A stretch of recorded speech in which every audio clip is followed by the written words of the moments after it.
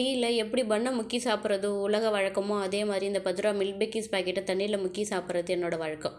பையனுக்கு வாங்கி வச்சுருந்த அந்த மில்க் பிக்கிஸ் பாக்கெட்டை பார்த்ததும் என்னோடய 90s நினைவுகள்லாம் அப்படியே என் கண்ணு முன்னாடி வந்து போச்சு. இந்த மாதிரி தண்ணியில் முக்கி சாப்பிட்றது சாப்பிட்டு பல வருஷம் ஆனதால் இன்றைக்கி சாப்பிட்டும் போலவே எனக்கு டெம்ட் ஆகிட்டே இருந்தது.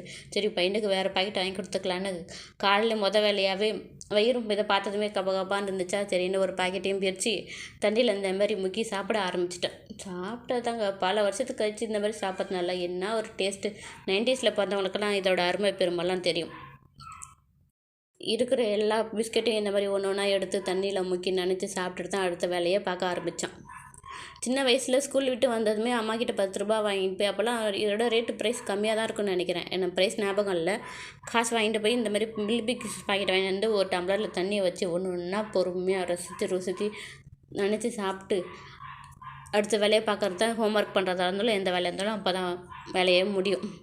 சாப்பிட்டு இந்த காரியம் தூக்கி போட்டுட்டு இன்றைக்கி காலைல சாப்பாடுக்கு பார்த்திங்கன்னா ராகி மாவில் இடியாப்பம் தான் செய்ய போகிறேன். எனக்கும் பையனுக்கும் செஞ்சு சாப்பிட்டு முடிச்சுட்டு அடுத்து லஞ்ச் வேலையும் பார்க்கலான்ற ஐடியாவில் தான் இன்றைக்கி சமைக்க ஆரம்பித்தேன். இந்த ராகி இடியாப்பம் பார்த்திங்கன்னா சித்திரமாக கைப்பழக்கன்ற மாதிரி செய்ய ஆரம்பித்த ஒரு புதுசுலலாம் எனக்கு நிறைய டைமில் சுத்தமாக இந்த ரெசிபியே வரவே வராது. அப்படியே பிசைஞ்சு செஞ்சாலுமே ஹார்டாக தான் வரும். இந்த பழமொழிக்கு ஏற்ற மாதிரி 2-3 தடவை ட்ரை பண்ணி அதை கடைசியில் அதுக்கான சீக்ரெட்லாம் கண்டுபிடிச்சி நானும் சாஃப்டாக ஒரு இடியாப்பமும் செய்ய கற்றுக்கிட்டேன். பிசைஞ்சு வச்சுருந்த மாவில் இந்த இடியாப்பம் உழக்கல்லில் போட்டு நம்ம அப்படியே வேணுன்ற சைஸில் எவ்வளோ வேணுமோ அப்படியே திரட்டி எடுத்துக்க வேண்டியதான். இது இடியாப்பம் பிழிஞ்சு வச்சுட்டேன். தண்ணி நல்லா கொதிக்குது, அந்த கேப்பில் இதை வச்சு நல்லா வேக வச்சுட்டு வந்தேன். பையனோட லஞ்சுக்கு பார்த்திங்கன்னா இன்றைக்கி லெமன் ரைஸும் இந்த பீட்ரூட் ஒரு ஃப்ரை தான் பண்ண போகிறேன். இந்த பீட்ரூட் இந்த மாதிரி பொடி பொடியாக கட் பண்ணி வச்சுட்டு இந்த கேப்லேயே அந்த இடியாப்பம் நல்லா வந்துடுச்சா இதையும் எடுத்து நல்லா ஆற வச்சுட்டேன். பார்க்கறதுக்கு கலரே கொஞ்சம் பயங்கரமாக இருக்குல்ல. ஆனால் இந்த ராகி இடியாப்பம் பார்த்திங்கன்னா டேஸ்ட்டு சூப்பராக இருக்கும். ஸ்நாக்ஸுக்கு பார்த்திங்கன்னா வீட்டில் அந்த வீட் பிரெட் இருக்குது, அதை வச்சு ஒரு சாண்ட்விச் மாதிரி பண்ண போகிறேன். நம்ம நார்மலாக இந்த வெஜிடபிள்லாம் போட்டு செய்கிற மாதிரி பண்ண பையன் சாப்பிட மாட்டான்.